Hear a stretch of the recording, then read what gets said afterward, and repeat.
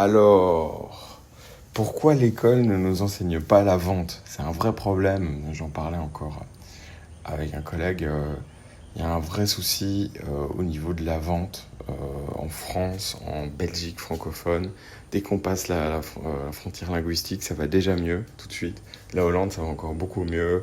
On va aux États-Unis, ça va mieux. On va en Chine, on va en Asie. Les gosses, depuis qu'ils sont petits, ils apprennent à vendre. Ouais, leurs parents vendent directement. Enfin, tous les Asiatiques vendent des trucs dans la rue. Et puis après, ils finissent par grossir et construire des buildings. Et voilà, c'est comme ça que ça se passe.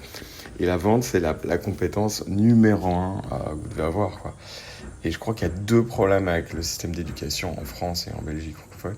C'est ce truc de ne pas apprendre les principes de la vente et ne pas apprendre l'éducation financière ou l'intelligence financière. C'est-à-dire ne pas apprendre comment une fois, parce que finalement vendre c'est acquérir, créer de la valeur et donc acquérir de l'argent en fait, puisqu'on règle un problème, on acquiert de l'énergie, l'argent n'est que de l'énergie finalement agglutinée. Et la question de l'éducation financière, c'est comment conserver cette énergie, voire la faire croître.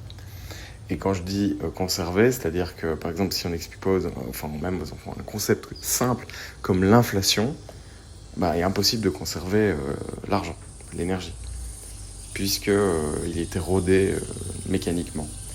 Et donc, voilà, c'est la base. Si on fait rien, l'argent disparaît, tout simplement. Donc, voilà, une petite réflexion là-dessus. Je ne sais pas si vous avez d'ailleurs des idées pour vous-même, vos enfants. C'est quand même un sujet assez large, c'est intéressant. Donc je vous dis à très bientôt. Merci d'avoir regardé cette vidéo. C'était Anthony.